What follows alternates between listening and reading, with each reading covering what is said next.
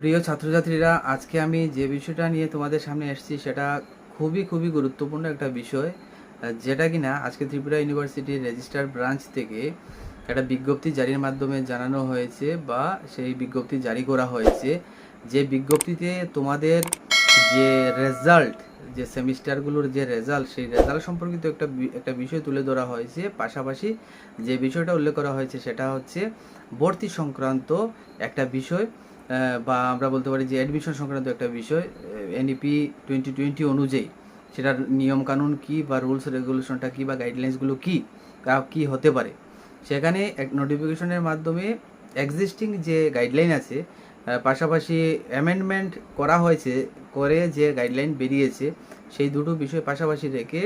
সেই বিজ্ঞপ্তিটা জারি করা হয়েছে। তো সেটা, এই বিজ্ঞপ্তিটা আজকে এই কারণেই ইম্পর্টেন্ট, কারণ সম্প্রতি আমরা জানি যে স্টুডেন্টের যে রেজাল্ট আউট হয়েছে, এনইপি ফার্স্ট সেমিস্টারের যে রেজাল্ট আউট হয়েছে, এবং যেটা আমরা বলবো যে রেজাল্ট আউটের পরবর্তীকালে যেটা রেজাল্ট, সারা ত্রিপুরা রাজ্যের রেজাল্ট, পাশাপাশি আমাদের কলেজের যে রেজাল্ট, সেই রেজাল্টের পরিপ্রেক্ষিত থেকে খুব সম্ভবত এই ডিসিশনটা নেওয়া হয়েছে, এবং সেটা আমাদের প্রত্যেকের জানা উচিত, ভালোভাবে বোঝা উচিত। এবং যে অ্যামেন্ডমেন্ট বা যে সংশোধন বা সংশোধিত যে রূপে যে গাইডলাইনটা এসছে, সেটা আমাদেরকে ভালোভাবে বুঝতে হবে, যাতে ফার্দার বা পরবর্তী সময়ে পরবর্তী সেমিস্টারগুলোতে সেই সমস্যাটা না হয় বা না আসে। তো আশা করি তোমরা এই ভিডিও থেকে ভালোভাবে যদি ভিডিওটা শোনো, তাহলে একটা বিশেষ গুরুত্বপূর্ণ দিক উঠে এসছে ভিডিওতে আলোচনার মাধ্যমে, সেটা তোমরা বুঝতে পারবে, এবং সেটা তোমাদের জন্য খুবই গুরুত্বপূর্ণ একটা বিষয়। এবারে এক এক করে আমি বিষয় দুটো তুলে ধরছি। একটা হচ্ছে, একদিকে আমি আলোচনা করব যে রেজাল্ট বা ফলাফল সম্পর্কিত যে ঘোষণা, যেটা এক্সিস্টিং আছে, এখন বর্তমানে আছে, এবং আজকের পর থেকে যেটা অ্যামেন্ডমেন্ট হয়ে যেটা নতুন করে এসছে, সেটা সম্পর্কে আমি আলোচনা করব। এক্সিস্টিং যে রুলস বা গাইডলাইন যেটা আছে রেজাল্ট সম্পর্কিত, একজন ক্যান্ডিডেট যে এক্সাম দিল, একজন স্টুডেন্ট এক্সাম দিল, সেই এক্সামের রেজাল্ট যেটা পাবলিশ হয়, সেই রেজাল্টের উপর ভিত্তি করে সেই গাইডলাইনটা বেরিয়েছে। দেখো, এক্সিস্টিং যে রুলস, সেই রুলস অনুযায়ী যে কোনো স্টুডেন্ট তখনই একটা সেমিস্টারে কোয়ালিফাই করবে বা পাস হিসাবে তাকে বা উত্তীর্ণ হিসাবে তাকে বিবেচনা করা হবে তখনই যখন সে টোটাল ক্রেডিটের অ্যাটলিস্ট 50% মার্কস সে বা 50% ক্রেডিট সে পাবে। যে স্টুডেন্ট সেই 50% ক্রেডিট অর্জন করতে পারবে না, তাকে সেই সেমিস্টারে উত্তীর্ণ বলে বিবেচনা করা হবে না। সুতরাং এটার মানে দাঁড়াচ্ছে যে লেস দেন 50% যদি কেউ পায় ক্রেডিট, তাহলে তাকে উত্তীর্ণ বলা হবে না, এবং তাকে সেটা রিপিটেডলি পরের বৎসর বা পরবর্তী বৎসর তাকে সেই এক্সামের জন্য তাকে অ্যাপিয়ার করতে হবে বা অ্যাপিয়ার তাকে হতে হবেই। সুতরাং এটা থেকে আমরা বুঝতে পারছি কি, যে একজন এক্সিস্টিং রুলস অনুযায়ী যে একজন স্টুডেন্ট যদি অ্যাটলিস্ট 50% টোটাল ক্রেডিটের সে না পায় 50%, তাহলে তাকে উত্তীর্ণ বা কোয়ালিফাই হিসাবে বিবেচনা করা হবে না। যদিও এখানে একটা কথা বলা আছে এক্সিস্টিং রুল অনুযায়ী, যে সে যে সমস্ত পেপারে সে কোয়ালিফাই করবে, সেই পেপারগুলোর যে ক্রেডিট সে পেয়েছে, সেটা তার বা যে মার্কসটা পেয়েছে, সেটা তার ক্রেডিটে কিন্তু সুরক্ষিত থাকবে বা তার ক্রেডিটের মধ্যে থাকবে। এটা হচ্ছে এক্সিস্টিং রুল অনুযায়ী। কিন্তু এখন অ্যামেন্ডমেন্ট বা সংশোধিত যে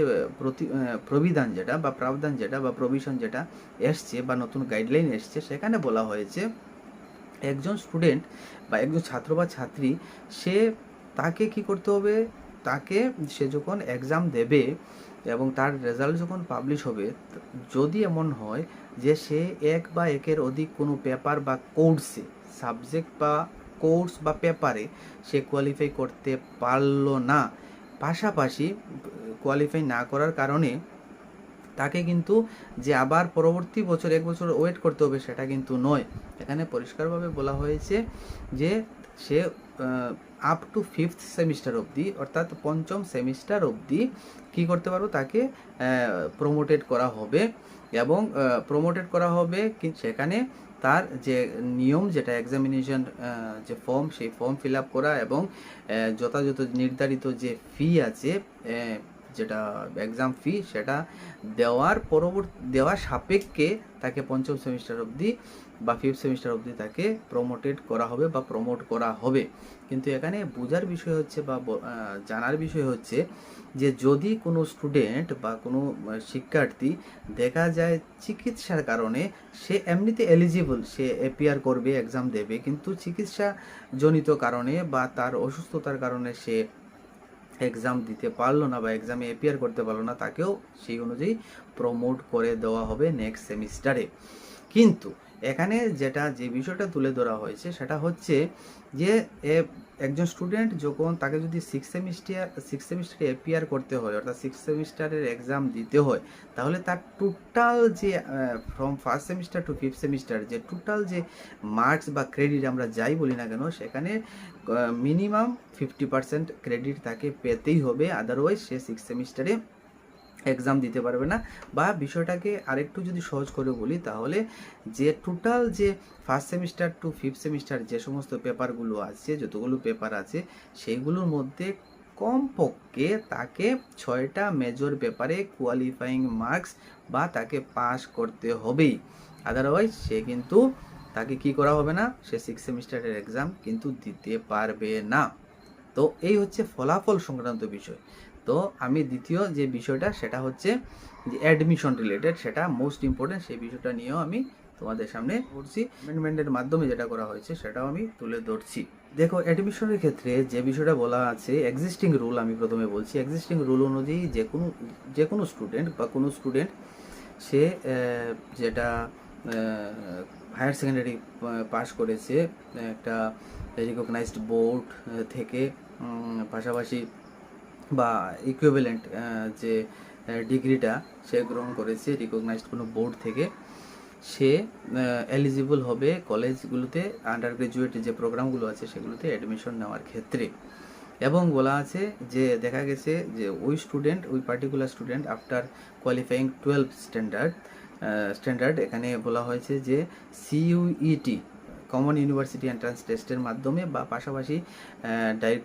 ডাইরেক্টরেট অফ হায়ার এডুকেশনের মাধ্যমে তারা যে অ্যাডমিশন প্রসেস, সেই অ্যাডমিশন প্রসেসের মাধ্যমে সে যে সমস্ত প্রোগ্রামগুলো আছে আন্ডার গ্রাজুয়েটের BA, BSc, BCom, B music, এই ধরনের প্রোগ্রামগুলোতে subject to availability of seats, vacant সিটের সাপেক্ষে তার অ্যাডমিশন প্রসেস সম্পন্ন করা হবে। এখানে একটা বিষয় এক্সপ্লেনেশন করে বলা হয়েছে যে তার যে অ্যাডমিশনের ইয়ার অফ অ্যাডমিশন এর ক্ষেত্রে বলা হয়েছে যে তার যে যখন আমরা